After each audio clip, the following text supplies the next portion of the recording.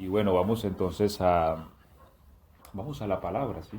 Amén. Amén. Y siéntense, por favor, estén sentaditos y vamos a ir tocando algunos textos. Yo les he dicho que estamos hablando acerca de la muerte, ¿cierto? Desde hace 3 semanas, ahora 8 días hablamos del lugar de los muertos, del Seol, del Hades y del mar, los lugares donde hay muertos y que en el juicio serán entregados. Hablamos ahora 8 días, los muertos del Hades, del Seol y los muertos del mar. Bien, vamos a seguir respondiendo algunas preguntas a este tema respecto a lo que es la muerte, ¿sí? Y hay muchas preguntas, como les dije al principio, algunas la Biblia nos responde, otras no, porque respecto a la muerte sigue habiendo un tanto de misterio acerca de quien vive esa experiencia. Hay cosas bastante particulares. Por ejemplo, yo les cuento una experiencia que hace poco me transmitieron. El día que murió mi padre fue una noche y él, antes de conocer a mi madre, él tuvo otra relación, de la cual también hubo una hija. Pero esa relación se acabó, se destruyó en el tiempo y después él conoció a mi madre y bueno, formó el hogar con ella, nacimos 3 hijos y pues hasta su muerte él estuvo con mi mamá. Pero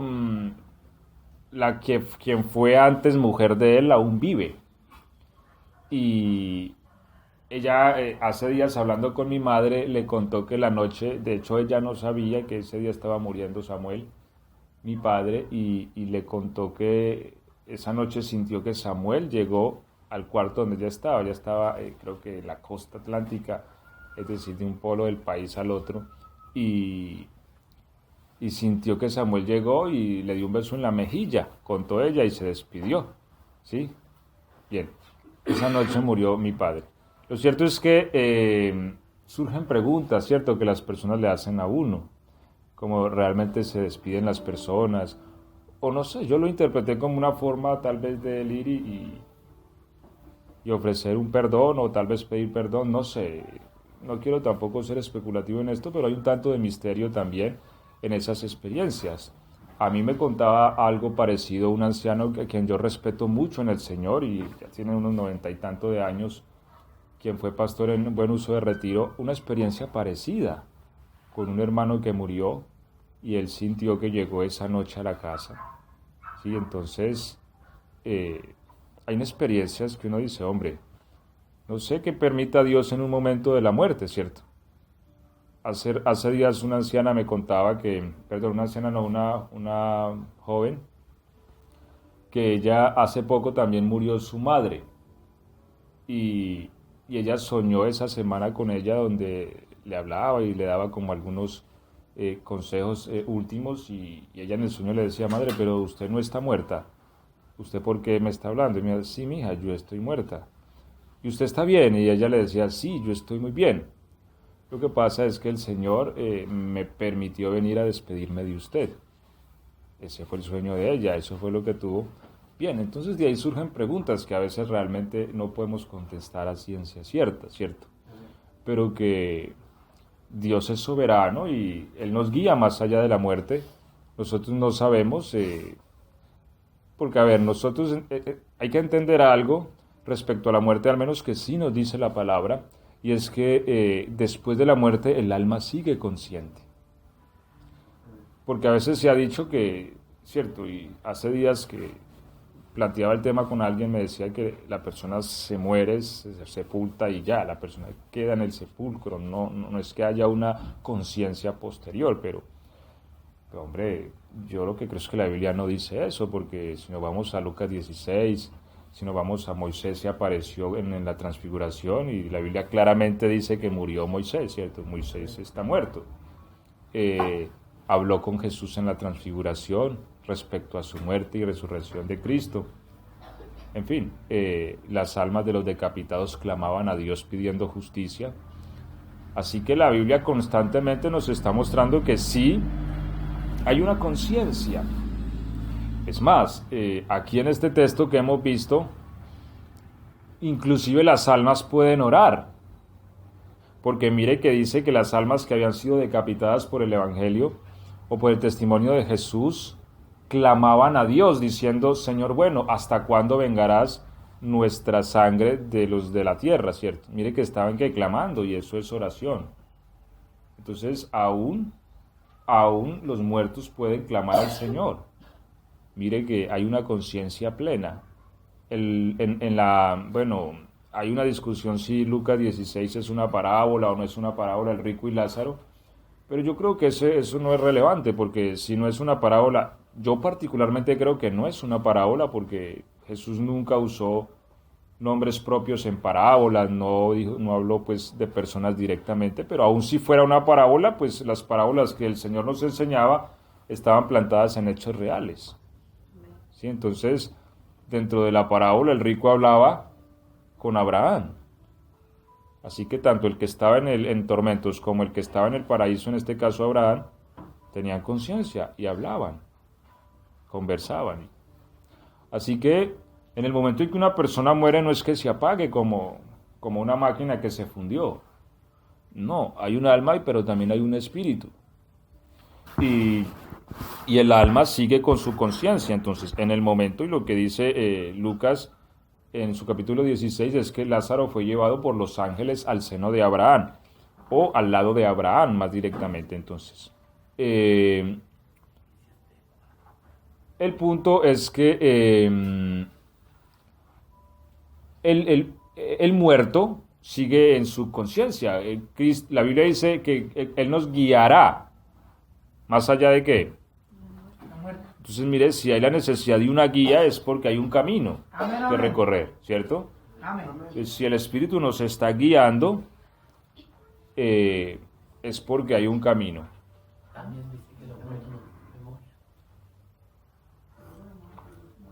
Dice Eclesiastés que su memoria es puesta en el olvido, pero no es tanto la memoria del muerto, ¿cierto? Sino el recordar al muerto, porque esa es la vanidad de la vida. Es decir, un muerto se sepulta y se llora, ¿cierto? Pero un año ya como que los que antes lloraron, queda un pequeño grupo que lo recuerda. Pasan 10, pasan 100 años y a últimas nadie los recuerda, ¿cierto? ¿O quién recuerda a los muertos de hace 100 años? No los recordamos. Y en ese sentido, usted dice que su memoria es puesta en el olvido, pero no en sí la memoria que tiene el muerto después que muere, ¿cierto? Porque contradeciría esto con lo que Lucas dice en el capítulo 16 y el verso... A ver, eso está en Lucas 16, vamos a tenerlo allí abierto y ahorita lo vamos a leer, el verso 19 en adelante, ¿cierto?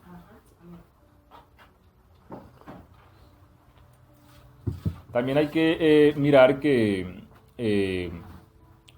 realmente quien trae a la luz la inmortalidad, ¿quién es? Cristo, ¿cierto? Antes que apareciera Cristo, el hombre no sabía nada si había vida eterna o no. O sea, sabía que había de morir, pero el muerto no sabía nada más. ¿Qué viene después? No se sabía. Por eso la Biblia dice que el quien trajo a la luz la vida y la inmortalidad fue Cristo. Él es el que nos viene a predicar resurrección de los muertos. Porque antes nunca uno en el Antiguo Testamento no encuentra pues la predicación de que, ¿cierto? Aparte de lo que le dijo el ángel a Daniel, donde le dice, Daniel, ve tú a descansar y vendrá un día en que muchos se levantarán del polvo de la tierra.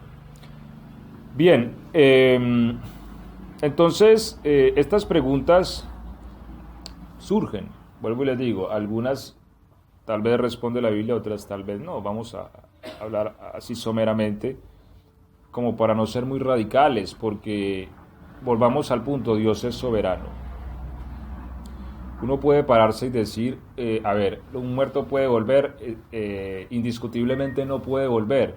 Sin embargo, por lo menos vemos dos experiencias en la Biblia donde un muerto está entre los vivos, ¿sí? Hay uno que es de discusión y bueno, ya lo vamos a tocar y solo voy a dar pues mi opinión, no como algo sentado. Pero no sabemos, es decir, yo les doy un ejemplo, ¿no? les doy un ejemplo. Si una persona muere en el Señor, lo que sí dice la Biblia es que los ángeles vienen por ella. ¿Por qué vienen? Porque el alma está consciente y necesita ser transportada a otro lugar. ¿Sí? Así que, bien, si esa persona hace una petición al momento, si esa persona tal vez le hace una petición al Señor, déjame despedirme de tal fulano, eso podría pasar, ¿cierto?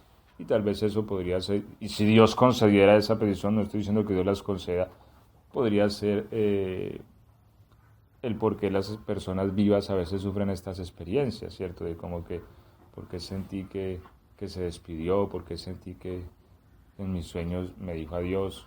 En fin, ¿sí? Son cosas que hacen parte como de algo que a veces desconocemos mucho, pero vamos a lo que dice la Biblia y vamos con esta pregunta entonces, si los muertos pueden o no volver. Bien, basados entonces en lo que dice el capítulo 16, aunque hay algo que también quisiera mencionar someramente, de pronto no a detalle, hay una, a ver, yo les hablo a ustedes desde puntos de vista teológicos porque, a ver, la Biblia como, a ver, la teología que es una ciencia como otra ciencia, ¿cierto? Es decir, si hablamos de otra ciencia cualquiera que sea, de la psicología, de la física, en fin, tiene sus posturas teóricas. ¿Por qué son teóricas? Porque no han sido plenamente demostradas, pero encajan con ciertos cálculos. Entonces, la teología como ciencia, porque la teología es una ciencia, estudia también la palabra. Si hablamos de la teología cristiana, la Biblia como centro, y hace un estudio científico de ella. Y de esto surgen también teorías que encajan con algunos datos, y a veces estas teorías tienen contraposturas, ¿sí? Uno oye las teorías y determina cuál de ellas tiene más fidelidad o afinidad con las escrituras. ¿Por qué le digo esto? Porque por lo menos vamos a tocar dos. Una que les voy a proponer en este momento y la otra ya la vamos a mirar. Vuelvo y le digo, respecto a lo que son las posturas, yo les doy mi posición, ¿cierto? Habrá quien dice, no, yo no creo que es así. Y en esta parte, pues es muy respetable porque son cosas que a últimas nadie se ha podido parar y sentarlas y decir es que son así ya, si no, no hubieran esos conflictos, ¿cierto? Hay cosas que las vamos aprendiendo progresivamente a medida que el Señor va revelando a su iglesia en el caminar. Yo creo que la iglesia sabe cosas hoy que de pronto se ocultaron durante tiempos pasados, como la Edad Media, donde hubo tanto oscurantismo, y se ha venido recuperando la revelación que Dios ya había puesto a su iglesia. Bien. ¿Cuál es? Es acerca de si los muertos en Cristo están todavía en el Hades o están en el cielo. Hay una postura basada que es en Efesios 4, que dice que Dios en la resurrección transportó los muertos del Hades al cielo y que los muertos ahora que están en Cristo están en el cielo. Hay otra posición que dice que no, que los muertos siguen en el Hades, ¿sí? Tal como lo muestra Lucas 16, separado por un abismo, los que están en tormento y los que están en el paraíso están en el paraíso, es decir, allí en un lugar de reposo y descanso. ¿Cuál es en sí el único texto sobre el cual se soporta esta? Bueno, creo que hay otros varios, sí, pero el más fuerte está creo que es Efesios 4, a ver, no recuerdo la cita exacta, pero si alguien la puede encontrar, habla de que por lo cual subiendo a lo alto llevó cautiva la cautividad y dio dones a los hombres, ¿sí? Bien, lo que pasa es que este texto, si uno lo compara con otras versiones, no hay una afinidad. Hay muchos textos en la Biblia así. Yo sé que hablar de teología es un poco complejo por esto, pero hay que entender algo, que la Biblia se escribió en una lengua que hoy día es lengua muerta. ¿Me hago entender? Yo por eso no juzgo a los traductores. Hay quien dice, no, tal traducción es mala. Bueno, tal vez haya algo que haya sido malintencionado, porque en todo está el diablo también tratando de meterse, ¿cierto? Pero el trabajo de traducir la Biblia no es un trabajo fácil.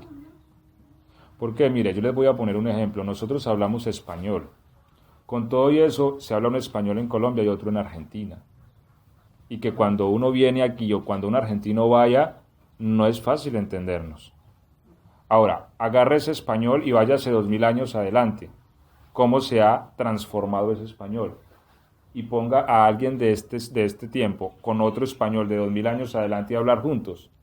Es un idioma totalmente distinto. Los idiomas cambian con el tiempo. Por eso el hebreo que conocemos hoy no es el hebreo en el que se escribió la Biblia, porque los idiomas van generando cambios. Pues para un traductor tomar una lengua muerta e interpretarla y saber qué quiere decir el texto, es un trabajo difícil, bien, no imposible porque se ha hecho gracias a Dios, pero hay algunos textos donde los traductores ponen contraposiciones, como no, esto quiere decir es esto, o esto, y uno de esos textos es este. Cuando usted compara ese texto en varias traducciones, parece que uno insinúa una cosa y otro otra. Bien, de allí donde nacen las contraposturas. Una posición que sostienen sobre este texto es que Cristo trasladó el paraíso en la resurrección y se lo llevó al cielo, ¿sí?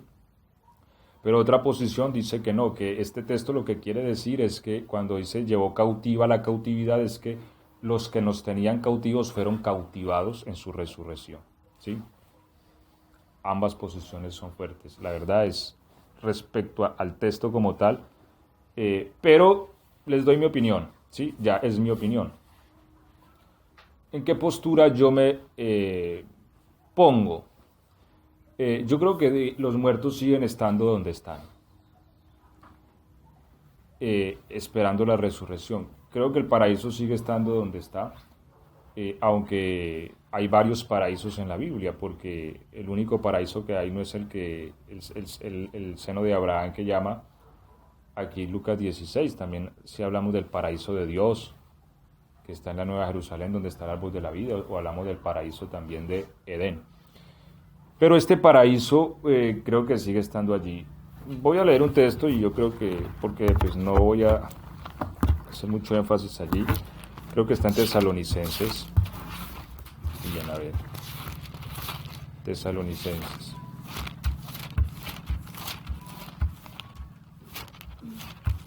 A ver, sí, Tesalonicenses, primera carta de Tesalonicenses. El capítulo 4 y el verso 13.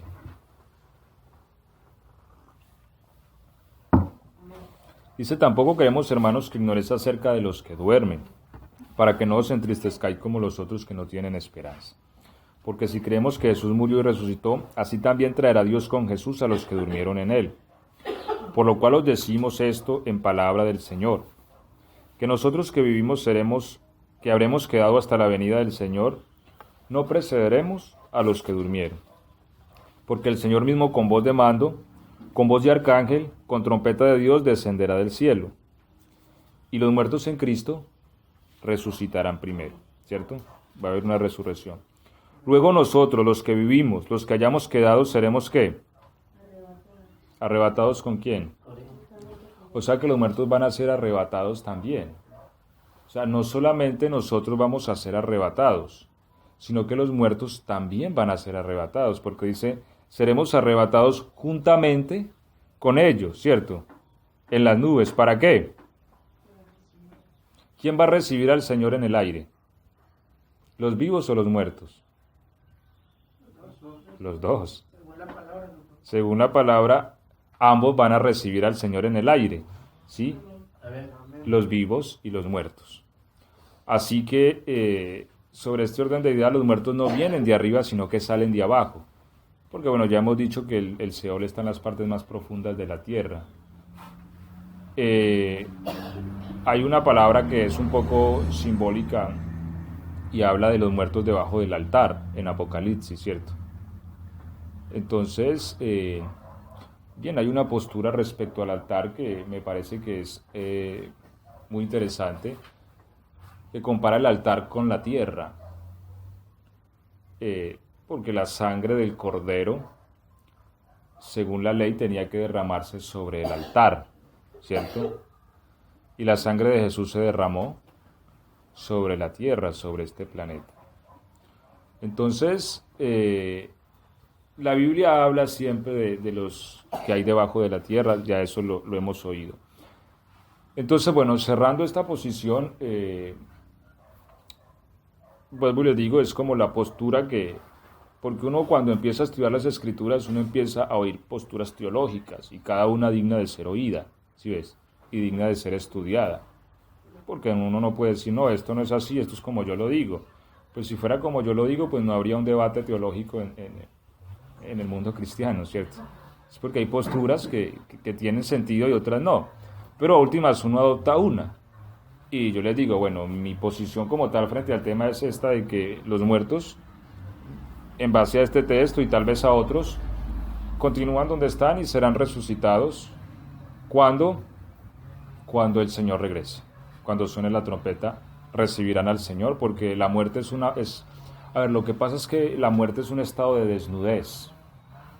Cuando uno muere está desnudo, ¿sí? Por eso Pablo habla de que si fuésemos desnudados de esta nuestra habitación, tenemos una, ¿sí? Celestial. ¿Y cuando la recibiremos? En resurrección. Entonces, el estar muerto es un estado como de... Señor, sí. ¿Puede haber una excepción, por ejemplo? Cuando Cristo murió, el ladrón que estaba al lado de él, Jesucristo le dijo, hoy mismo estarás conmigo en el paraíso. Pueden haber excepciones, está bien.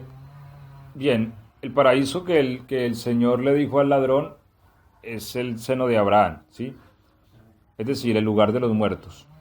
Porque lo que la Biblia dice es que cuando Cristo murió descendió a las partes más profundas de la tierra, es decir, al Hades, en el momento en que Jesús muere. Él desciende, por eso dice el salmista, por el Espíritu no dejarás mi alma para siempre en el Seol. Cristo muere y desciende, y la promesa que le hace el Señor al ladrón es, hoy estarás conmigo ahí abajo, en el paraíso, porque abajo está, según nos muestra Lucas 16, dividido, un lugar de tormento y algo que se llama el paraíso, ¿sí? Donde están los justos y donde están los injustos, ¿sí? Entonces Jesús fue y descendió allá al paraíso y el ladrón también, porque el ladrón murió a las 6 de la tarde y Jesús a las 3 de la tarde. Recordemos que el ladrón a las 6 de la tarde todavía estaba vivo y le quebraron las piernas para acelerar su muerte. A última se descolgó y murió asfixiado, y se cumple la promesa del Señor. Es decir, no es que el Señor le haya prometido llevárselo al cielo, no, le prometió el paraíso en el momento en que muriera, ¿sí? Bien, entonces, ahora sí continuamos. Respecto a los muertos. Bien, Lucas 34:5 nos habla de la muerte de Moisés. Indiscutiblemente, a pesar que no sabemos qué pasó con su cuerpo, la Biblia sí dice que Moisés murió, ¿cierto? En Deuteronomio 34, capítulo 5, ¿cómo dice? Deuteronomio. Dije Lucas. Bueno, lo que pasa es que ahorita vamos a leer Lucas 9:28. ¿Sí? Pero en Deuteronomio 35,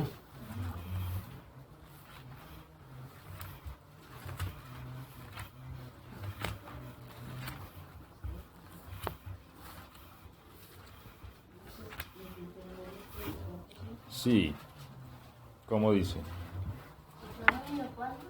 34:5. Y murió allí Moisés, siervo de Jehová, en la tierra de Moab, conforme al dicho de Jehová. Y murió allí Moisés. No podemos discutir que Moisés está muerto. Ahora, y lo digo en tiempo presente porque no ha venido la resurrección de los muertos, ¿cierto? Y se supone que tenemos que esperar la resurrección para que los muertos resuciten. Sin embargo, en Lucas 9:28 lo vemos hablando con el Señor, ¿cierto? Y es importante entender que esto no es espiritismo, porque muchos pueden tomar esto como un argumento para visitar brujos o llamar a muertos, y ya vamos a hablar de eso. Pero allí vemos a Moisés hablando con el Señor y con Elías, ¿sí? Bueno, respecto a Elías sabemos que Elías vive y que no está muerto, ¿cierto? No murió. pero Moisés sí murió. Sin embargo, aparece hablando con el Señor en ese instante. Ahora, esto muestra la soberanía y el poder que tiene Dios. Los muertos en Cristo están en un lugar, pero si por un hecho soberano Dios quisiera traerlos, Él lo puede hacer, porque aquí vemos a Moisés hablando con el Señor, ¿cierto? Ahora, lo que sí es claro es que esto podría suceder por un hecho soberano de Dios. Es decir, aquí no puede participar ningún poder humano, ni siquiera demoníaco, porque el mismo Satanás no puede sacar las almas del Seol, porque es que el único que tiene poder sobre la muerte es el Señor, nadie más, ni siquiera el diablo. El diablo no tiene poder sobre la muerte. Y aunque la muerte de alguna manera sirve al mal, yo he dicho, hombre, en la oscuridad hay fuerzas tan violentas que yo sinceramente creo que ni el mismo Satanás las puede controlar, ¿sí? Y una de ellas es la muerte. La muerte es una fuerza muy violenta y muy destructiva. De hecho, lo que dice la Biblia es que será el postrer enemigo en ser derrotado. Y el que la muerte atrapa, olvídese. La muerte tiene un poder en que el que cayó allá se quedó. Por eso el poder de la resurrección es impresionante. Y por eso dice la Biblia que Jesús resucitó por la gloria del Padre. Porque si no es por el poder de Dios, nadie puede escapar de la muerte. El único que tiene control y llaves, ¿sí? Y el que tiene llaves es el que entra y sale cuando quiere, ¿cierto? Sí, porque si yo tengo llaves de mi casa, pim, pim y pim, pim, entro y salgo. Pero si yo no tengo llaves, me quedo afuera o me quedo adentro. Una de dos, porque si me echan llave afuera, me quedo adentro. Ninguno de nosotros tiene llaves de la muerte. Pero Cristo, ¿qué dijo? Que tiene las llaves del Hades, ¿cierto? Eso quiere decir que el Señor puede sacar de allá a quien Él quiera cuando Él quiera. Por eso Él alzó la voz y dijo, ¡Lázaro! Ven fuera. Y abrió la puerta. Yo creo que la muerte pataleaba. Pero este fulano, ¿cómo es que me abre la puerta? ¿Quién le dio copias? Sí. Y no eran las copias. Lo que pasa es que las quitó a la misma muerte. Y ni siquiera dio cuenta. Yo creo que cuando la muerte le tocó los bolsillos, vio que no tenía las llaves y dijo, ¡ay, ¿dónde las boté? Entonces, este es el poder que tiene el Señor Jesucristo. ¿Cierto? Todavía no había muerto. Y no había muerto. ¿Sí?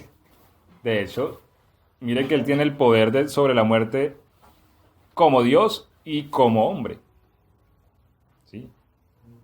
Porque no es que Él no tuviera... Lo que pasa es que Dios en Cristo adquiere derechos como humano. Cuando Él le dice a sus discípulos, toda potestad me es dada, que no la tenía antes, como Dios siempre la ha tenido, pero ahora la tiene como humano. Y al tenerla como humano nos beneficia a nosotros, pues que es cabeza de nuestro linaje y sumo sacerdote nuestro. Entonces eso nos beneficia. Ahora, sabiendo esto, el que puede sacar un alma del Hades es el Señor, y de hecho Él las va a sacar todas en su debido orden. Primero los que son de Cristo en el regreso de Cristo. Después todos los muertos en el juicio final para ser juzgados. Pero mire que últimas todos van a tener que salir de la muerte para ser juzgados. Ahora, Él tiene el poder y autoridad sobre estas cosas. Bien, vamos entonces a tocar el otro punto controversial y con sus contraposiciones, y como les digo, cada una de ellas dignas de ser oída y no desechada, pero pues uno adquiere una, ¿cierto? Vamos a leerla. Primera de Samuel 28:3. Este sí es un poco polémico.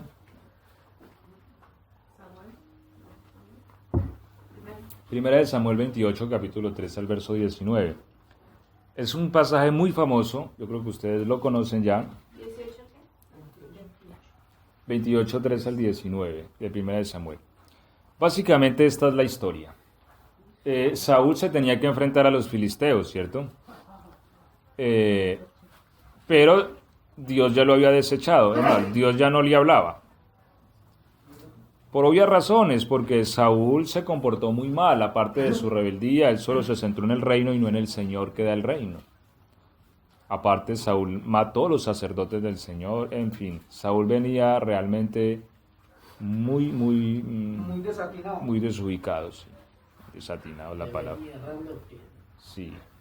Ahora, frente a la batalla tuvo temor y él no quería ir a la batalla sin la bendición de Dios.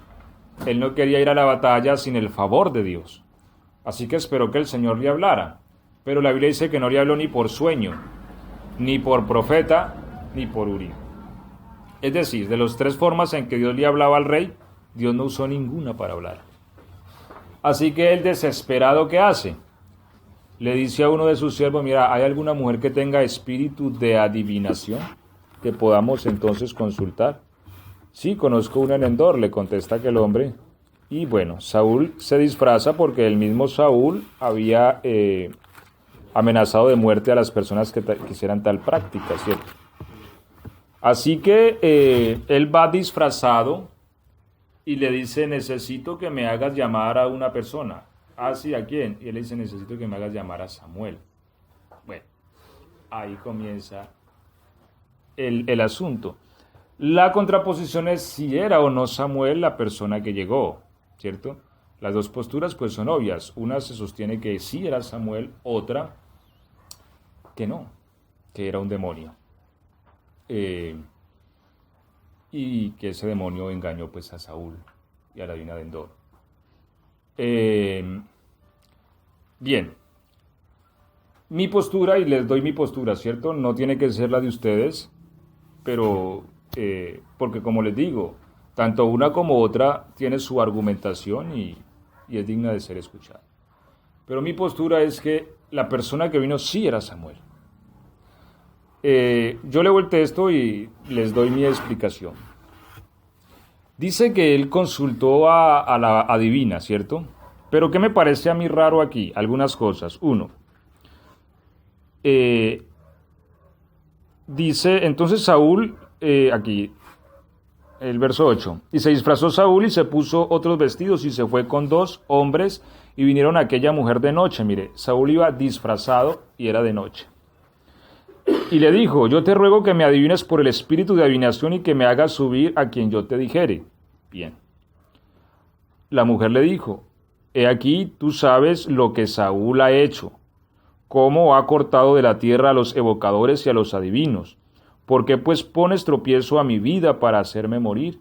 Bien, la mujer no sabía que la persona que tenía frente era el mismo Saúl, ¿cierto? Saúl había amenazado de matar a todos los que hicieran esto. Entonces Saúl le juró por Jehová diciendo, vive Jehová que ningún mal te vendrá por esto. Y mire también la insensatez de Saúl aquí, porque jurando cosas que ni él puede, ni él puede cumplir, porque el hecho de que le venga un bien o un mal a alguien sobre una práctica que Dios condena no está en su poder. Discutiblemente siempre vendrá un mal por una práctica que Dios condena. Ahora, la mujer entonces dijo, ¿a quién te haré venir? Y él le respondió, hazme venir a Samuel. Y viendo la mujer a Samuel, mire, aquí es donde empieza lo raro. Uno, porque él dijo, hazme venir a Samuel. Y al momento dice la Biblia, ¿no? Ya no Saúl, ni la divina, ni nadie, dice la Biblia. Y viendo la mujer a Samuel, ¿sí? Clamó en alta voz, es decir, gritó, se espantó, se asustó. Y habló aquella mujer a Saúl, diciendo, ¿por qué me has engañado? Aquí pasan 2 cosas raras. Uno, la mujer se espantó, la mujer gritó, dice otras versiones. Y la mujer entendió que era Saúl. ¿Cómo ella entendió si estaba disfrazado Saúl? ¿Por qué ella gritó si era una bruja? Ella estaba acostumbrada a estas cosas. Traer otro muerto más, según ella, no sería nada del otro mundo, ¿cierto? Al otro mundo. Pero aquí pasó algo raro. Sí, una bruja le dice, ve, tráeme a fulano, y hace su práctica y sus cosas, y trae a fulano y ya. Pero en el momento, dice la Biblia, que ella vio a Samuel, gritó, se espantó. Sí, clamó a gran voz, y como que la luz envolvió el asunto porque ella entendió que el que tenía al lado era Saúl. Así que, ¿qué creo yo acá? el punto no es que la bruja haya traído a Samuel. El punto es que en el momento en que Saúl invoca el nombre de la persona que quiere traer, Dios interviene. Y la bruja queda a un lado y la bruja al ver ese asunto ya se espantó. O sea, nada de aquí en adelante pasó sobre el poder de la bruja, no. ¿Por qué creo que ocurrió esto? Uno, porque entendamos que Saúl era el rey ungido del Señor.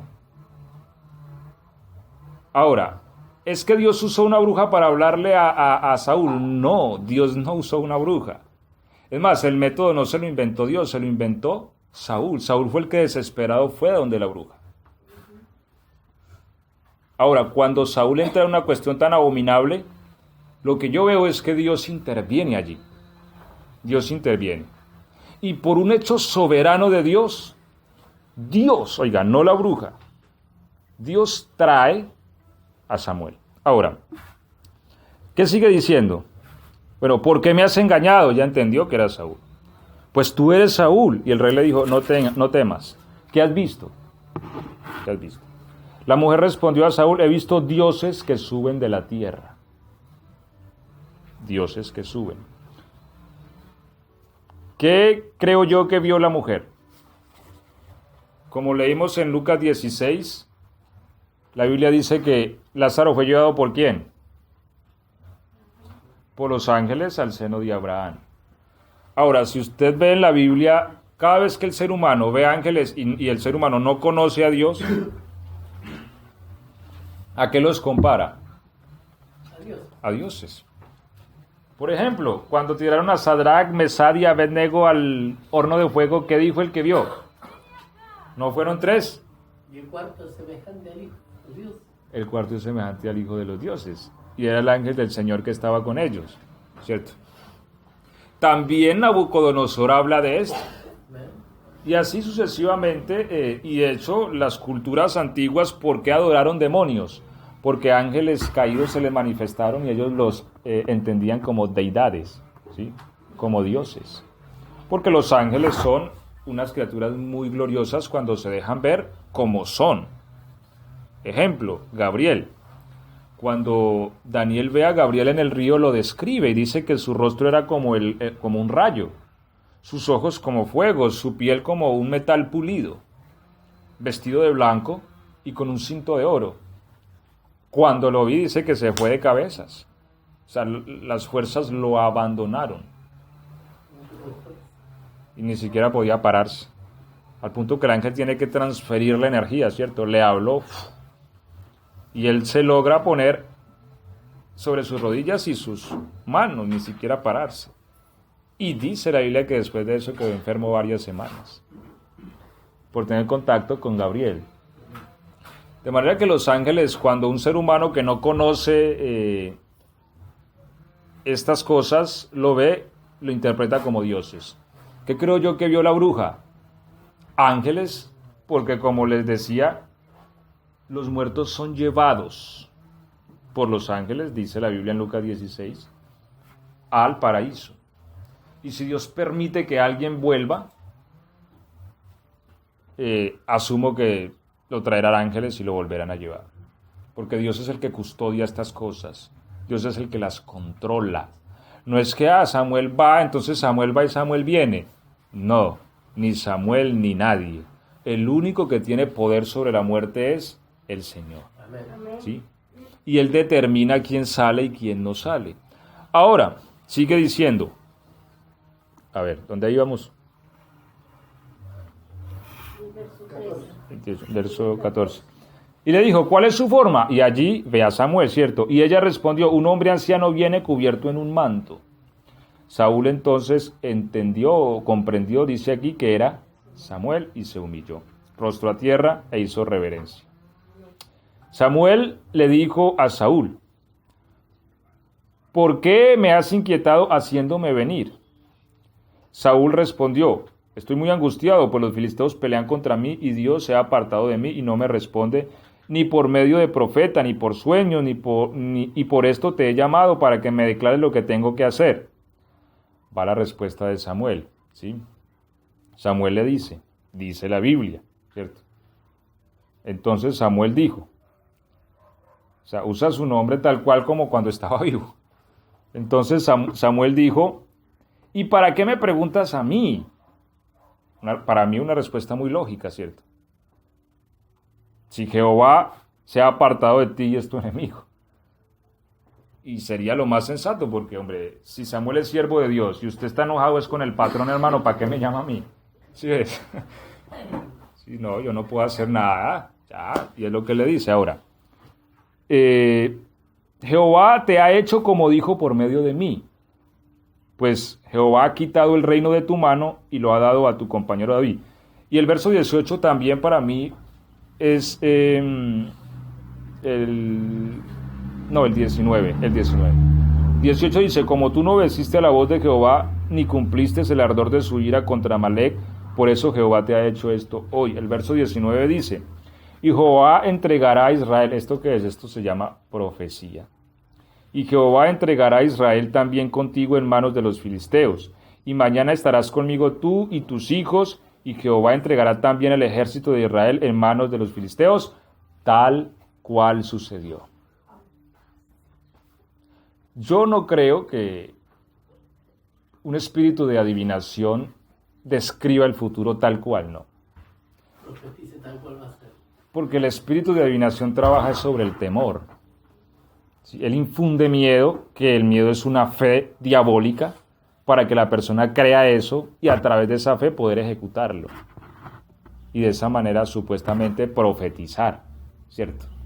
Porque el futuro realmente solo lo conoce Dios. Es otra cosa sobre lo cual también solo Dios tiene conocimiento pleno. Ahora, esto que dijo Samuel a Saúl, tal cual sucedió. Israel fue derrotado, Saúl murió y sus hijos. Bien, una de las posturas que se pone al decir que no era Samuel, sino que era un demonio, es al decir que mañana estarás tú y tus hijos conmigo.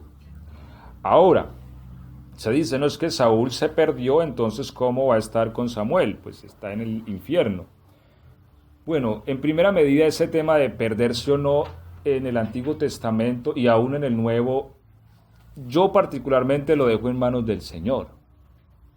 Porque surgen muchas preguntas. ¿Se perdió Sansón? ¿Qué responderíamos a eso? Si él clamó al Señor antes de morir y Dios le contestó, y él cometió suicidio, porque él se suicidó. Los fariseos que somos, vamos a decir que sí. Entonces, o sea, eso de mandar gente al infierno o al paraíso, realmente yo creo que no somos nosotros los encargados. Obvio que no. Segundo, bueno, si dijésemos... Sí. Bien, si hablamos de que tú y tus hijos estarán conmigo y es un demonio, entonces también cayó Jonatán en manos del demonio.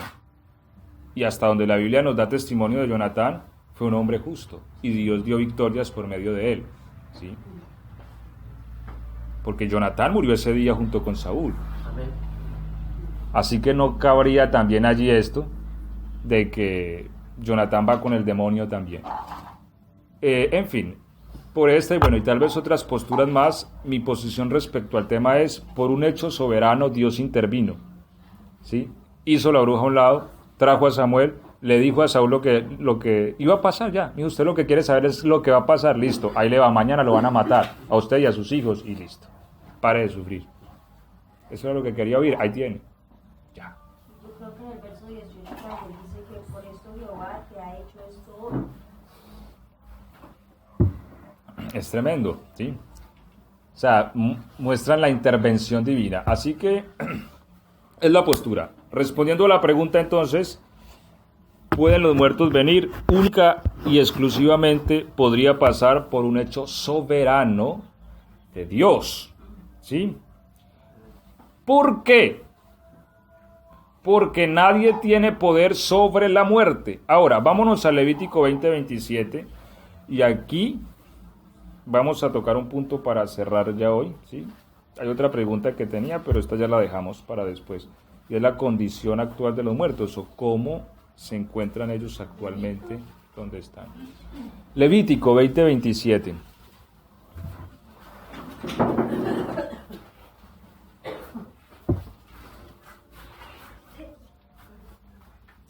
Es más, la bruja le dice al mismo Saúl, mira, recíbame esto, recíbame esta comida. ¿Por qué? Porque yo expuse mi vida por usted.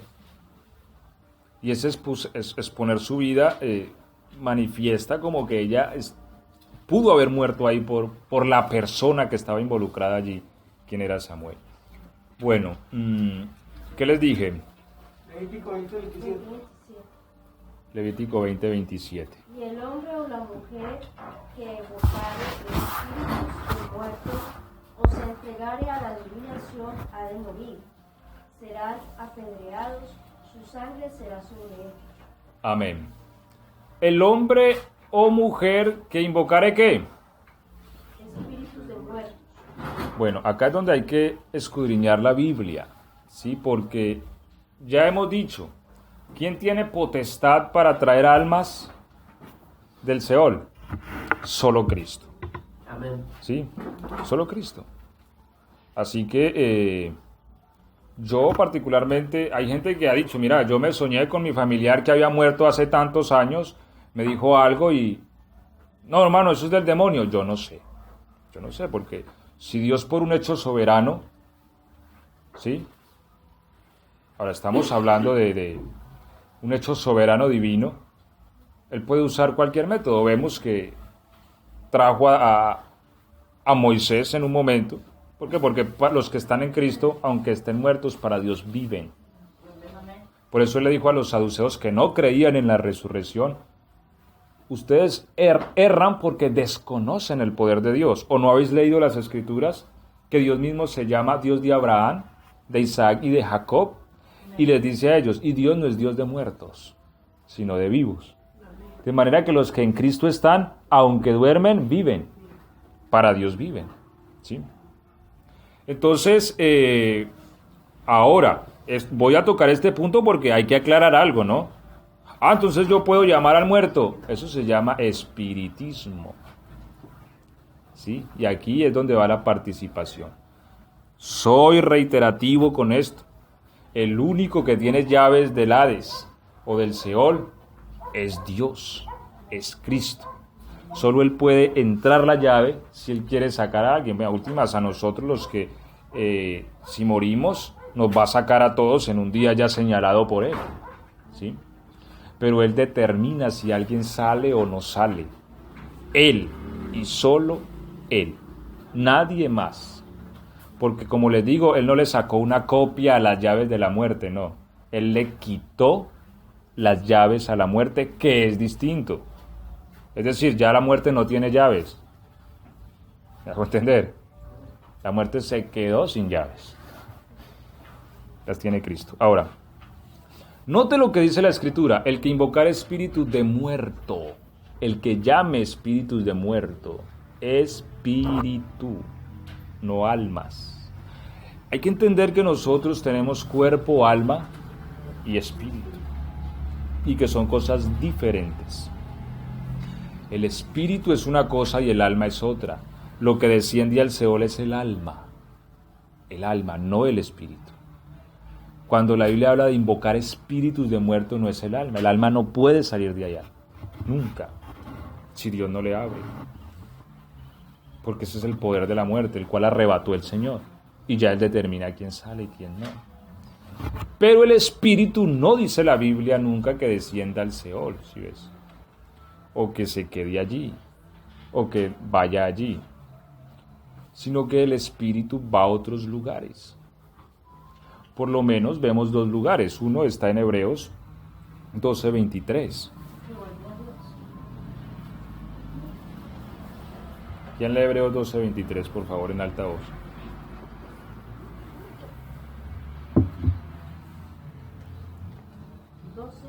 Sí.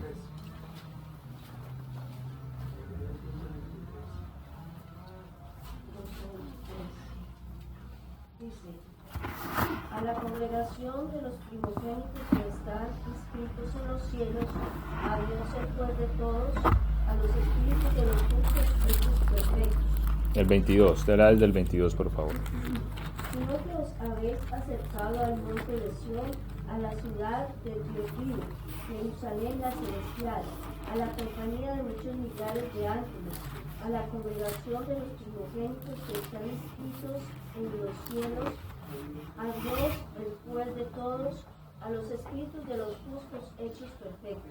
Bueno, entonces aquí la Biblia nos muestra que los espíritus de los justos se acercan ¿a dónde? A la Nueva Jerusalén. Bueno, es importante entender que lo que le da vida al hombre, ¿qué es? El espíritu, ¿cierto? Porque eso es lo que dice la Biblia en San Juan 6:63 y también en Santiago 2:26. El espíritu es el que da vida. Santiago 2:26 dice, como el cuerpo sin el espíritu está ¿qué? Muerto. Así la fe sin obras es muerta.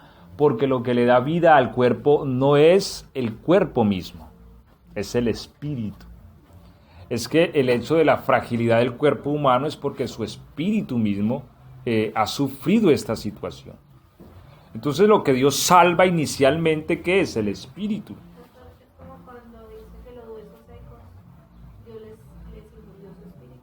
Sí, porque el profeta profetizó y se armaron, y les vino carne y todo, pero estaban ¿qué? Muertos. Entonces dice, y él llamó el espíritu sobre ellos y vivieron. Entonces lo que da vida es el espíritu. Cuando Dios le da vida a Adán, lo que hace es que es lo mismo que hace cuando resucita. Mire, por eso es el postrer Adán. Él crea al hombre de nuevo. Cuando él resucitó y se presenta ante los apóstoles, ¿qué hizo? Sopló. Y les dijo, reciban el Espíritu Santo. Dio nuevamente vida al espíritu humano porque había muerto. Entonces, cuando Dios vivifica el espíritu nuestro, es lo que nos hace vivir eternamente. Porque nosotros podemos ir a la muerte y resucitar, porque Dios vivificó nuestro espíritu y porque Dios puso en nosotros su Santo Espíritu. Eso es lo que nos hace resucitar, porque la vida ya está instalada en nosotros. Él ha regenerado nuestro espíritu, lo ha resucitado, lo ha vivificado. Ahora, ese espíritu que ha sido justificado por Dios en la muerte va ¿a dónde? Al Señor. Y lo que dice la Biblia es que nos acercamos donde están que la Nueva Jerusalén, los millares de ángeles, la compañía de estos y los espíritus de los justos que están siendo hechos perfectos, ¿cierto? Han sido hechos perfectos. A ese monte es el que nos hemos acercado, no al monte que está allí en Medio Oriente, donde está la Jerusalén terrenal, no, a otro monte, donde están los espíritus de los justos. Ellos están preservados, guardados, ¿para qué? Para la resurrección.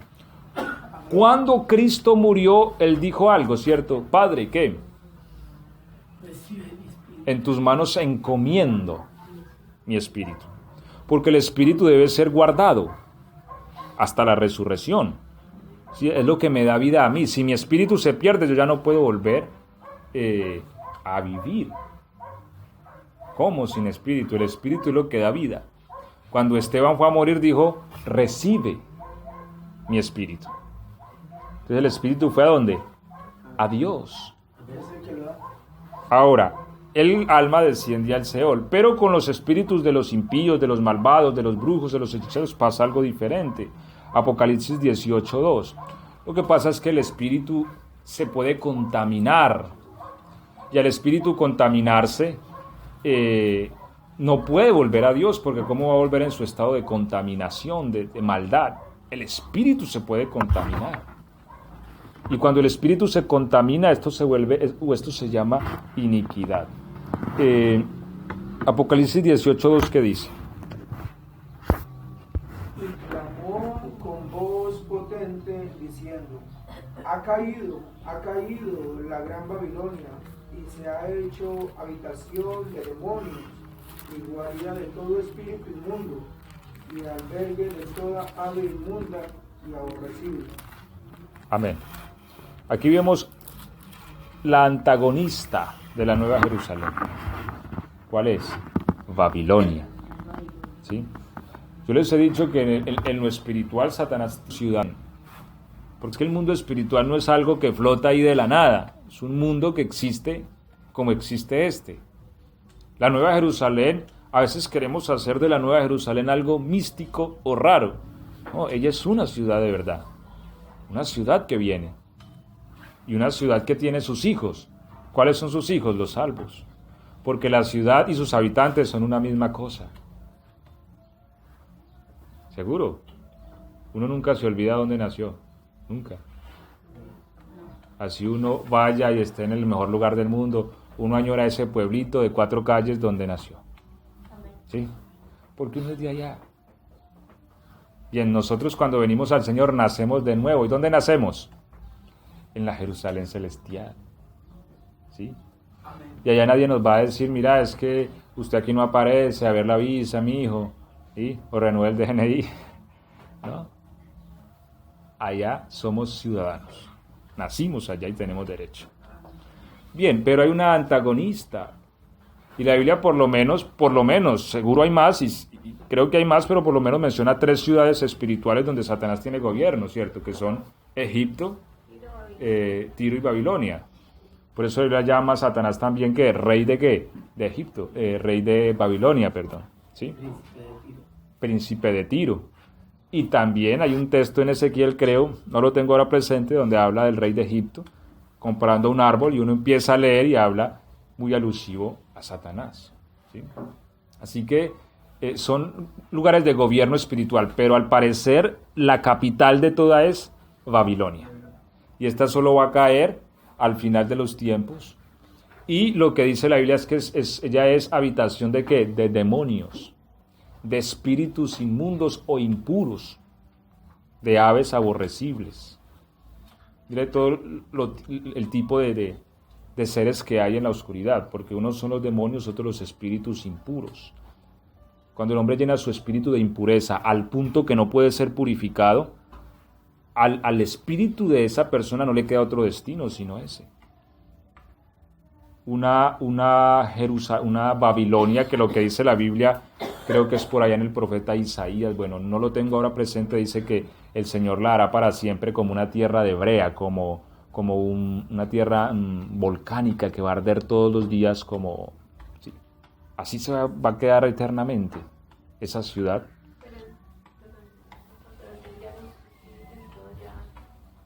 Allí queda. Allí queda.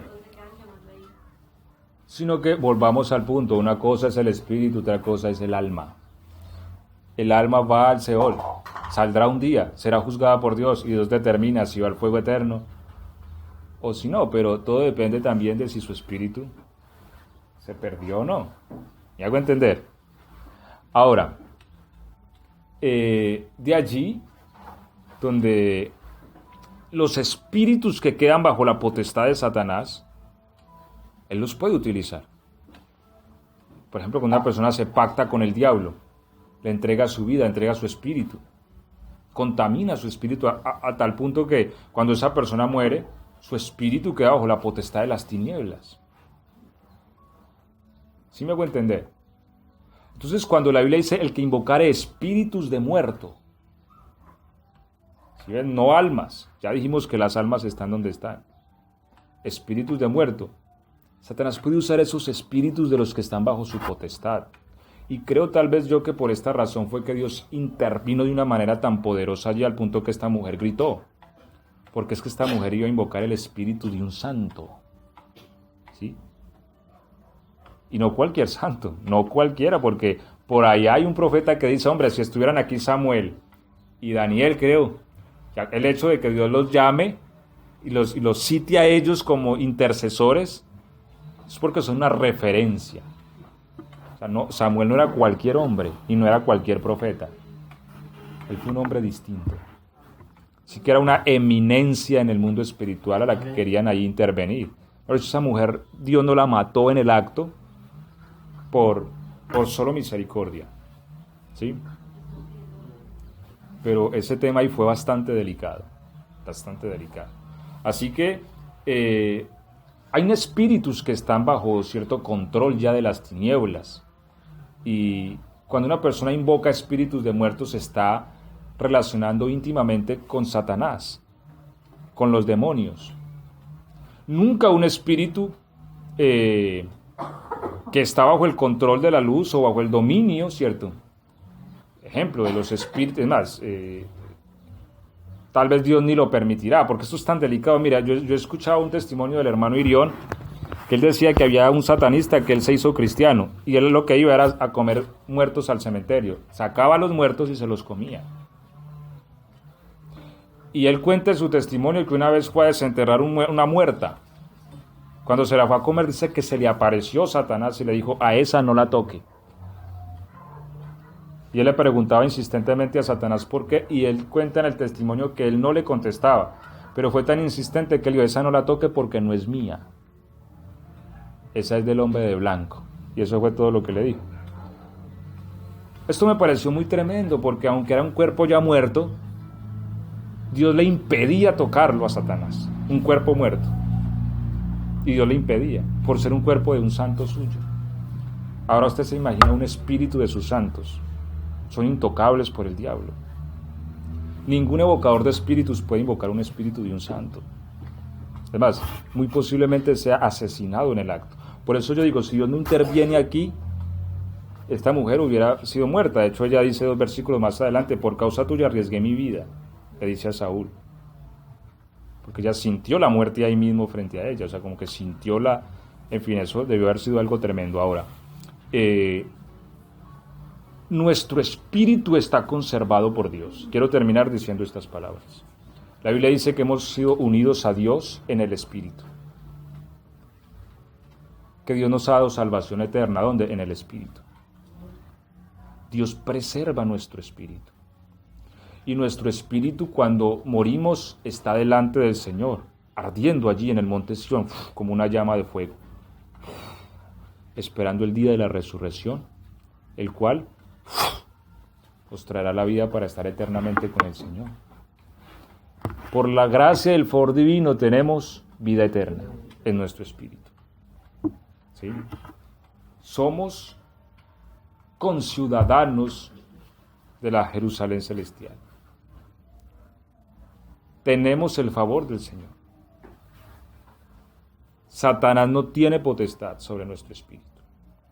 Y lo que dice la palabra es que, puesto que tenemos tales promesas, limpiémonos de toda contaminación de carne y de espíritu, perfeccionando la santidad en el temor de Dios. Amén. Amén. Y seguramente que ningún mal podrá afectarnos, porque tenemos vida eterna. No es que nos van a dar vida eterna, no, la tenemos, ya la tenemos en nuestro espíritu. Y nuestro espíritu vive delante de Dios. Amén. Vamos a estar de pie, por favor, y ya vamos a dar gracias al Señor ya en esta mañana, tarde, Gracias, Jesús. por su palabra.